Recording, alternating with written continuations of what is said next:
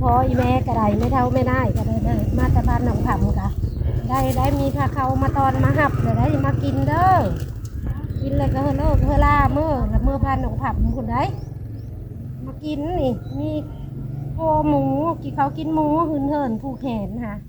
แล้วมากินมีพาเขามีอาหารมาครบสุดได้หนิได้เอาจำเขากิน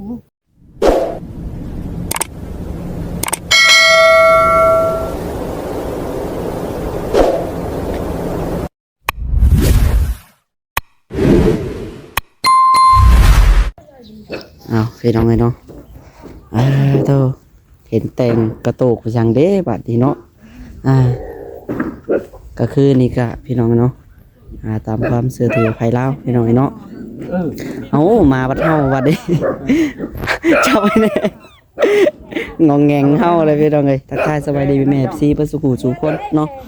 ทางนั้นก็กำลังเก็บไม้เก็บตอกขึ้นรถพี่น้องเลยเพิ่นสิเอิ้นก็ได้เนาะพี่น้องธันวาก็คือบ่ได้นอนเบิดคืนพี่น้องเมื่อคืนนี้ให้อะไรรอเนาะจ้าก็นั่งอยู่ชื่อเราบ่ไล่ไล่ได้ไหมลูกไล่ก็สวนแล้วมันอยากไปกินร้านเขาบุกจนเบิดผักบุ้งจนหลอดนั่นแหละเอาฟ้าเขาก็นั่นหนาผมก็บริวีน่ะก็ไปช่วยอย่างน้อยก็ได้บ่เป็นยังดอกน่าจะช่วยได้นี่ได้เบิ่งมันมีเวียกด่วนนี่จ้ะล้างเขาทางหน้ามันคือมันมีเวียกด่วนพี่น้องเอามาก็พ่อมาวันนี้มันก็บ่อยู่แล้วลูกนั้นพอมันจะลบ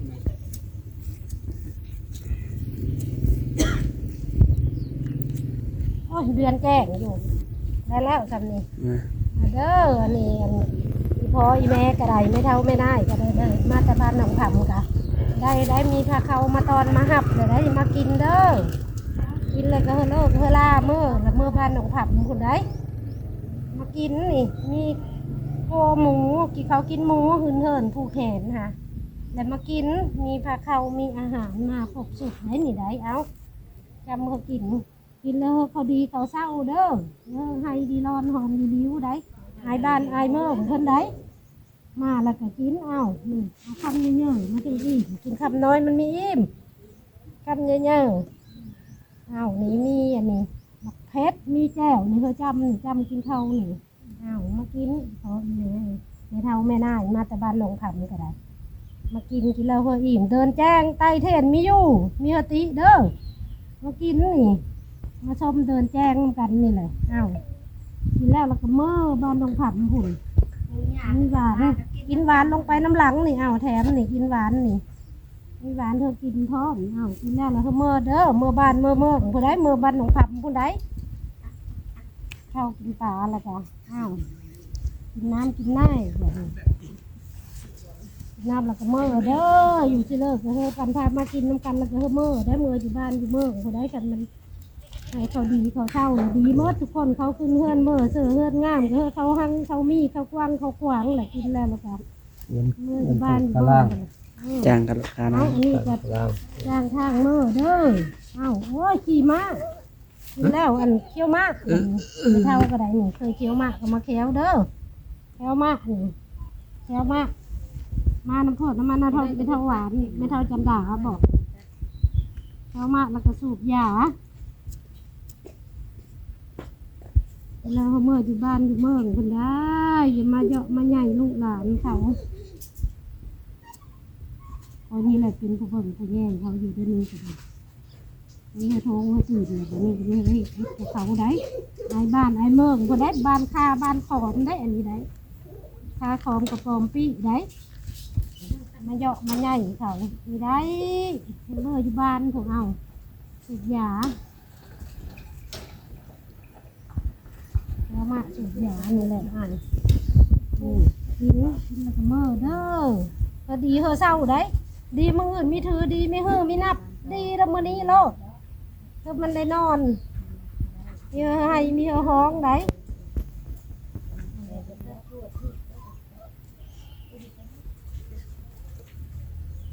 อืมกินอิ่มแล้วโทรโบดีแล้วก็ขี่ม้าขาวแล้วเมื่ออยู่บ้านอยู่เมืองพูดแหละหาเขาหน้าสาวพูดแล้วเด้อเอาขี่ม้าขาวพากันเมื่อฮอตเซโนเลยแยกทางเพื่อทางมั่นเด้อไม่เทาวานกับเมื่อไม่เทาจันดากับเมื่อรักเทาฮกไม่เทาวานกับเมื่อน้องผัมเอาเมื่อทางเพื่อทางมั่นได้มันไปเยอะมาใหญ่ลูกหลานได้เอาเบิดนี่แหละมีเศร้าแบบนี้ พี่น้องเนาะFC สว่างงๆนะอย่างเด้บัดนี้พี่น้องเอ้ยเนาะคืออันนี้พี่น้องเอ้ยมี ไทย อ่า ไทยแล้วก็ผู้ไทย โดย เนาะ เอา เนี่ย ส้นเท่า ผู้ไทย ผู้ไทยแล้วก็ผู้ไทยแหละ เพิ่นมาเยี่ยมยามลูกหลานคือเทือนใหม่ว่าซั่นพี่น้องเอ้ยมีนาตอกไปต้องน้องธันวาพี่น้องเนาะเมื่อคืนนี้ให้แบบป๊อดตุ๊อะดีรอพี่น้องเอ้ยให้เด้งเด้งเด้งเด้ง กินของเราแบบ จน เพิ่นกินแล้วเฮากินน้ำล้างบาดนี่สามัคคีกันบาดนี่ เอ้าไม่ยังอีก พี่น้องเอ้ยเนาะไปเดี๋ยวเขาเบิ่งน้องธันวาเพิ่นก่อนจักเล็กจักน้อย รีบมาบุญได้มานี่ออกไปป่ะบ่ได้ถูก รถ FC มากินข้าวสามัคคี มากินข้าวเด้อลูกเด้อมากินข้าวเด้อ มา มากินกูคำกูไหลก็กินงั้นนั่งถ้วยเจ้าของเฮือนน่ะ มา เฮ้ย มาเด้ออัดเด้อ มากินกูละคำกูละไหล กินแหละกินอิ่มเลยแหละ แล้วเรียกแล้วงานละมาโล ข้าวใน กินอิ่มเลยเนาะ กินเลยไป แล้วเลย กินอิ่มเลยก็ไปเรียกเลยเอา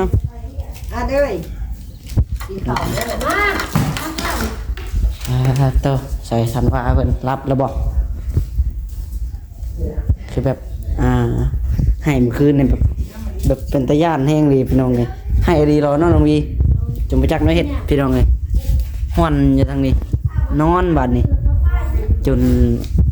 ไตเทียนเอิ้นบอกเพิ่นพี่น้องมาได้รถมิดได้นอน แล้วมื้อนี้ได้แต่งผ้าขาวผ้าขาวให้เพิ่นตอนเช้านี่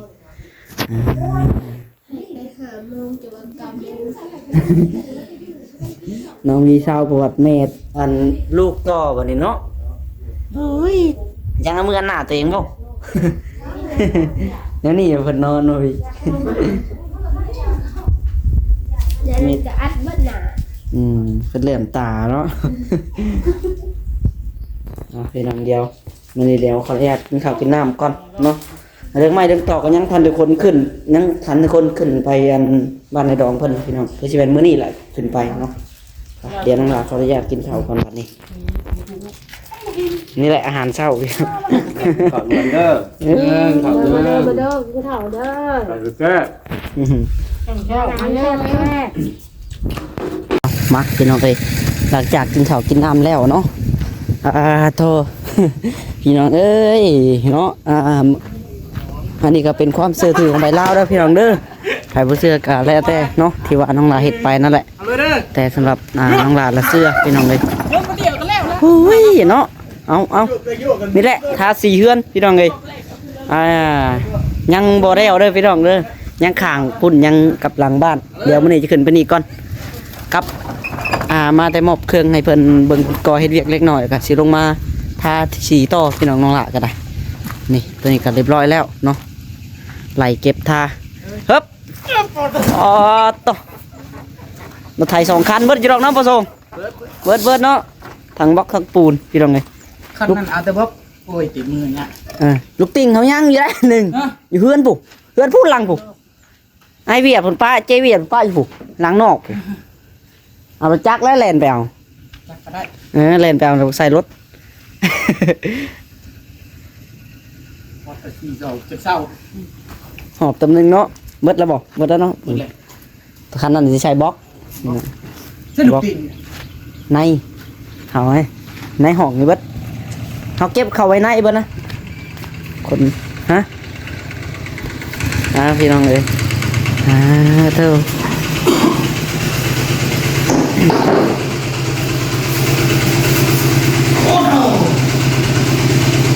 กิ่งการกระดองทำมาแล้วเนาะเตรียมมือนี่คนขึ้นพุ่นได้เบอร์หนึ่ง โตน่ะ โอ้ยก็มาแน่เอาบอก เอาบอกเลยถอยเอาก้นจูเลย มันก็จุดแล้ว จังคนสบาย คนสิอยู่ไป ได้มา เอาไปนั่นบ่ แล้วแต่ตอนนั้นเนาะต้องมีผู้จัดอีกได้ผู้หนึ่งอยู่ทึงนะใช่มึงถ่วยเลย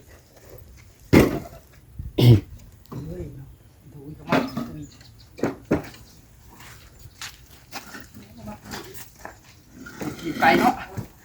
ความลำบาก ฮะโอ้ย กูมีคนล้มได้น่ะ สูบก่อนได้ไววะ บ่ไหวก็บ่ได้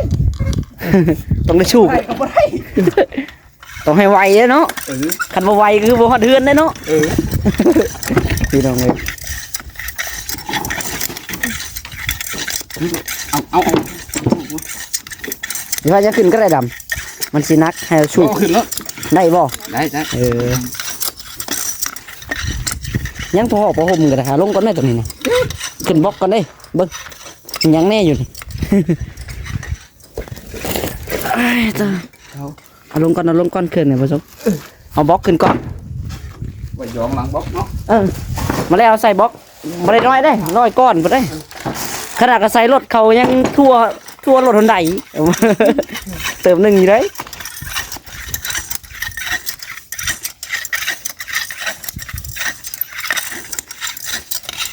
ทัวยังเก็บเฮือนอยู่บ่นั่นน่ะ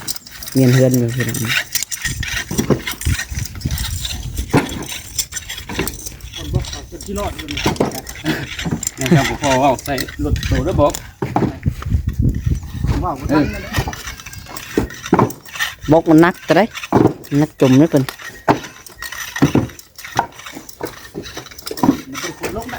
คนลง ตัวนั้นคนก็เต็มแล้วเนาะ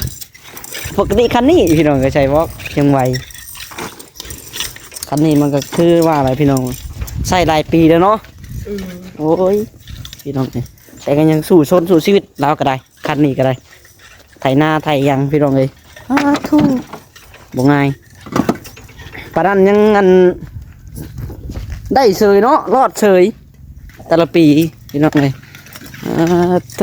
ขวดจะมีน้ำมันใส่ ขอแต่มีน้ำมันใส่เนาะเห็นว่านี่ก็ได้ มีแต่บ่มี สุ น้ำ ด มัน ยอด ใส่ พี่น้องเลยมันคือรถตัวเองนะเก่าคือว่าเที่ยวแปลงเอานะผู้ชม ขยันทางไป ขยันตะแปลงพี่น้องจะได้เบรกจะได้ยังเที่ยไปเลยอยู่ อันนี้สตุได้แต่ซื้อมา เออ มันก็สู่ชีวิตเลี้ยงลูกอยู่ไงบ่ทุกคน นั่นได้ยังวะเบิ่งคือยังดียังได้เบัดพี่น้องเนาะเบัดรถเจะของวัดเก่าว่าแต่เก่ารถหาทางเสียแต่เงินด้วย จะน้อยอันนั้นอันนี้แตกอันนั้นแตกอยู่ ตีเขาหาเห็นหนู อยู่ถูกคุณเด้ถูกกับผู้ ตีดำเล็กมันก็ขึ้นมาเลย บ่ถูกกับต้นถูก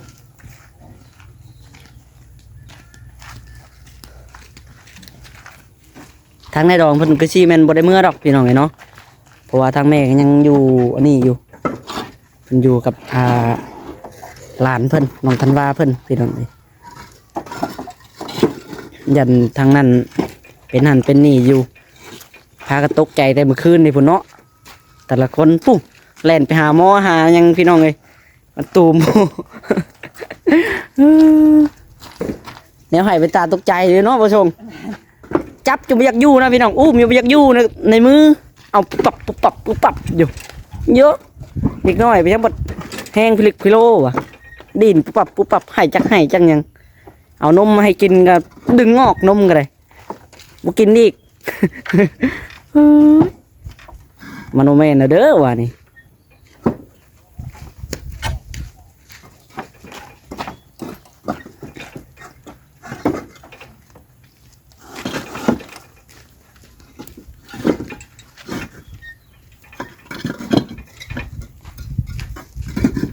นี่สิเบิดเด้อเนาะ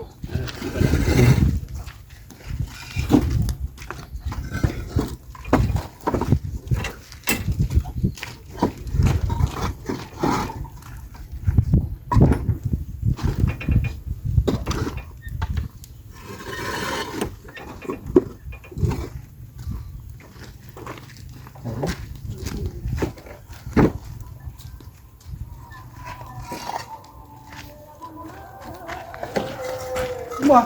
เดี๋ยวบ่ บ้านนี้คักไปมื้อน่ะ ดำเรื่องมาบัดนี้เนาะ นี่บัดม่วน กินหอดฉากบ่ลงเฮ็ดประตูบ่ จกก่อนจกก่อน ประตูคงวะเนาะ เอาไปได้มีบัดม่วนเป็นเลย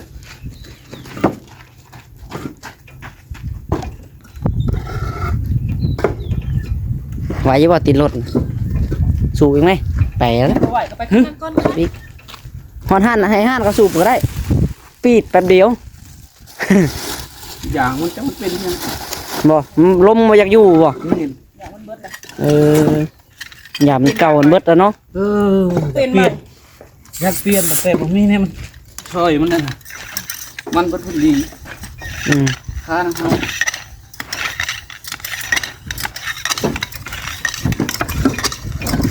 เบิดบ่มันเบิดเนาะ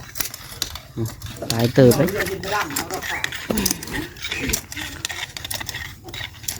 ก็กินมัน เอาเบิดเครื่องเฮาขึ้นไป เป็นคันนี้สิโซมีไง เออเอาขึ้นขนาดนั้นเบิดแล้วมื้อนี้คือสิแม่นได้ขึ้นแต่ก้อนนั่นแหละก้อแท่นนั่นแหละก้อแล้วก็รอยอย่างมันแข็งมันแน่นแล้วก็เอาอันนั้นเข้าเอาดินเข้า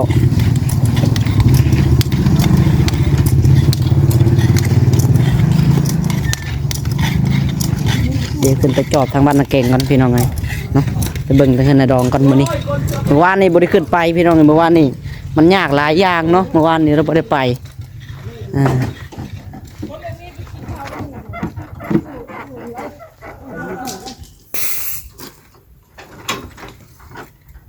ปิดบ่วิเนาะ ได้คันนั้นไปก่อนบ่ เอาคันนั้นละไปก่อนเฮาเล่นน้ำหลังคันนี้ ลูกติ่งบ่ทันเอามาสิ ยังได้เอารถจักรไปแบกเอาแล้ว จักเบรกแล้ว แบกเอาเอาแล้วตัวดิ เกือบเป็นติ่งด้วยจวดลูกติ่ง เอาเบิดแล้ว มันผลักประตู ใช้บรรพับประตู ยังได้บ่เอ้ยยังได้บรรพบรรพับเนาะแม่นแหละบรรพับเฮาก็ซื้อมาแล้วพี่น้องเอ้ยเนาะ เกือบลืมแล้วเด้ฮะ อีพอไว้ใส่เด้เป็นล้านมาได้บรรพับนั่นก็ได้อัตโต มันคือแล้วขาดแต่ตะแปะอย่างนั้นตื่น ตะแปะได้ใช่ คือหมูไม่ใช่ป่าอยู่เป็น บกกับบกชุกเลยไปถิ่มโมเมนต์นั้นบัด อ๋อต่อเพื่อแตกตัวล่อแท้มื้อนี้อะแปะไปเที่ยวงานบ่ ที่นอน โว้ยจักช่างว่าก็แล้ว ที่นอน หากตื่นนอน ก็เจ้าปุ๊บเมื่อกี้นี่ก็จะมาเอาอันนั้นเอาใดมาส่ง คิดว่าอันนั้นบ่ได้ไปงานหานั้นบ่งานแจกน่ะ บ่ได้ เพิ่นบ่ได้หาบ่ บ่ ทางแม่พี่น้องให้ไปอยู่เนาะไปหา นี่มันพอวันพับครบบัตรนี่พร้อมติดบัตรนี่เนาะคือจิมันโอเคแล้วบัตรนี่จะติดอยี่ดอกบัตรประตูเอาไปรถกบนี่ยังผู้แก่แท่นผู้ติดบัตรประตูแล้วขันขึ้นไปได้ก็ได้ผู้ปรั๊บใบประตูแล้วขันขึ้นไปได้เคยชื่อหลายมือแล้วพอดีได้บัตรนี่ติดละได้ละ เฮียบ่เนี่ยเอาไปเฮีย ผู้คันนั้นก็ได้ผู้ทีมแจกกระมังนะกระบ้าปูนนั่นน่ะอย่ามันเฮียมันตกรถไถมันดองไม่ได้ง่ายเด้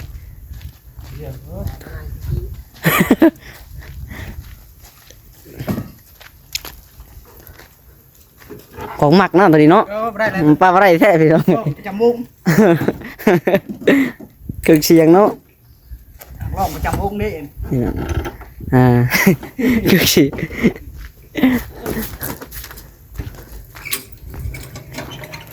ไปโอ้ตั้งมาติดแล้วอุ้ยกระตุ้มไปอันนี้บาท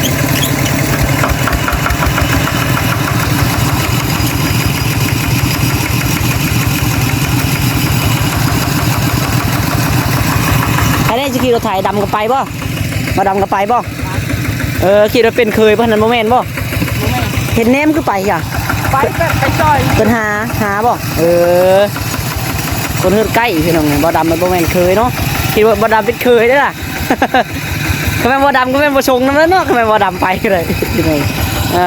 ถือว่ารอดไปเฮ็ดงานได้บัดตอนนี้